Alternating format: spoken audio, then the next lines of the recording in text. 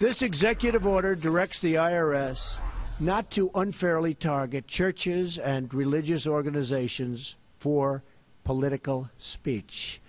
No one should be censoring sermons or targeting pastors. We will not allow people of faith to be targeted, bullied, or silenced anymore.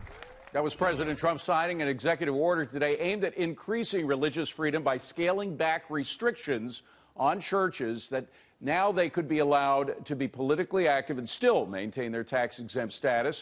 Is coming on National Day of Prayer. Tony Perkins was at the White House today. He is the president of the Family Research Council, and he joins me now. Good to see you, Tony.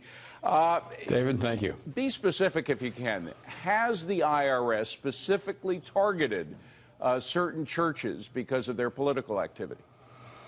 They have. Even back during the Bush administration, we saw this, where we saw liberal-oriented churches that the IRS went after them, which we opposed, spoke out against. But then under the Obama administration, that was kind of on steroids, going after conservative churches. And the Alliance Defending Freedom, who we often work with, has sought to try to find out exactly how many churches have been targeted. A lot of that was kept under wraps. But the part of the biggest issue here, David, has been the intimidation of this hanging over the head of churches. That today, with the president's executive order, will be removed. Now, will sermons become more political now, do you think? You know, I don't think so. I think some may feel freer to talk about those things without threat. Some have already been that bold, going in saying what they should be saying according to the teachings of Scripture.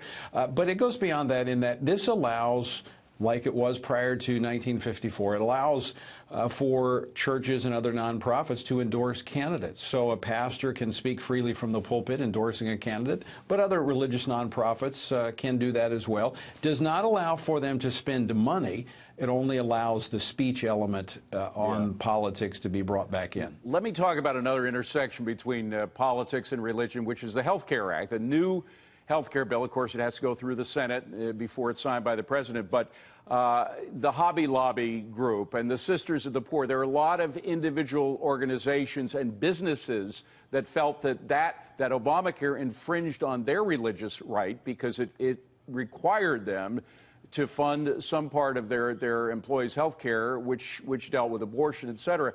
Has that all been changed, or will that all be changed now if this bill is passed? Well, that was actually a part of the executive order as well. The Little Sisters of the Poor were there this morning in the Rose Garden for the signing of this executive order, which directs the Department of Health and Human Services. But now it's not even an issue. If this bill is passed, it's not even an issue because businesses are no longer required to provide health care for their employees.